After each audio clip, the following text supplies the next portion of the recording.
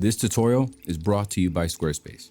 You look at this footage and you probably are thinking that I shot this outdoors, and I hope you do, because if you don't, that kind of defeats the purpose of this whole video. But I actually shot this indoors in my photo studio, and I'm gonna show you how you can do something similar. I'm gonna break it all down. The most important part of trying to recreate an outdoor shot is getting the lighting right. And when you're outdoors, that sun is a harsh light source. So you're gonna wanna use a flash or an LED without a light modifier, okay? You want those really harsh shadows. Normally I would use a flash, but because I have the new Aperture 600D LED light, this is the most powerful light that I have in my studio.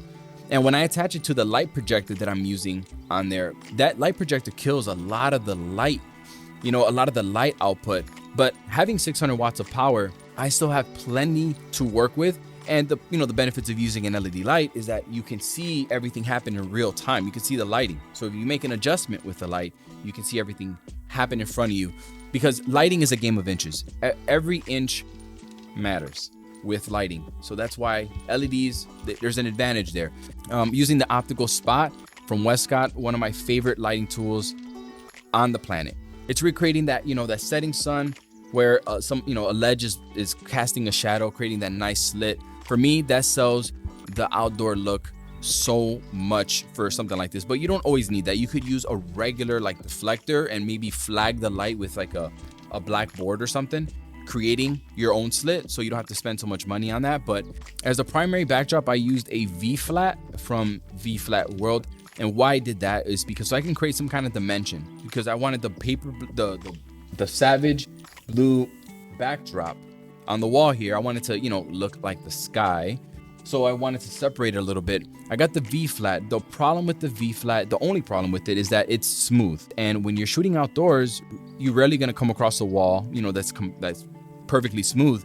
So I went to Home Depot.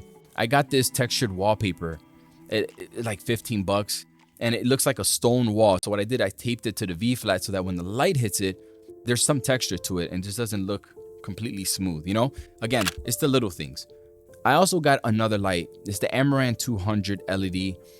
And what I did with that, I put one of my studio plants in front of it to create almost like a gobo effect, right? I'm creating like lines on the background. And yeah, you don't see shadows in the sky. And I guess the purpose of that was to create, it almost looks like branches in the background, like the branches of a tree. I guess that was what I was trying to do, but it's more of a creative thing. I just wanted to add more texture to the background. I just didn't want it to just be blue. And I actually alternated from a bright blue to, act as like a midday sky. And then I also used a light brown Savage paper backdrop. And I mainly used that light brown because it kind of fit the earthy aesthetic that I also wanted to get with the pampas grass that I had Laura hold. You better get your vacuum ready if you buy this. It creates a huge mess, but it's definitely worth it. For the camera and lens, I use the Sony A1 with the new 24-70 G Master, which, I haven't made a video officially on that, but I was testing out that lens. And of course, what do you think? It performed great. So now let's go over the technique, because the gear is the easy part.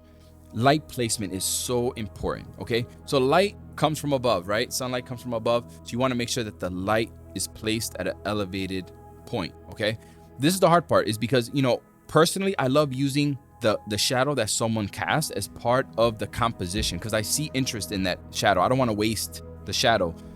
And plus, when I'm creating that line across her body, I also want it to show on the backdrop. So that forces me to put her really close up to the backdrop, so that's why I placed the light slightly off-centered so that I can have her shadow on the other side, kind of filling in that empty space right next to her. I also got some leftover pampas grass, and I was holding it over the left side of my lens to add some foreground interest to the left side, and also maybe sell the fact that we're in a field of pampas grass.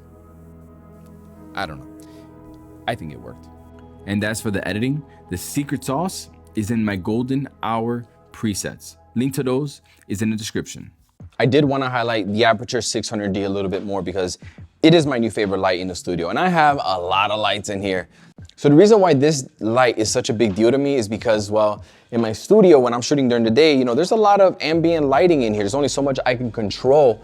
And you know, specifically, I shot Diana's birthday photos, and I used this light. I pretty much had it across the entire studio doing the halo effect, and it had plenty of power. None of my lights could have that kind of range. I would have to put a flash onto this thing if I put it that far. So we're at 100%, and it's really far away. The light is very far away. It's across the studio. And also, even when I opened up the blinds and letting in all that ambient light in here, I was still able to get dramatic photos using LED. See, if there's a lot of ambient lighting and you don't have a powerful enough light, then you're not gonna be able to like darken up the background, right? It's just all gonna blend together.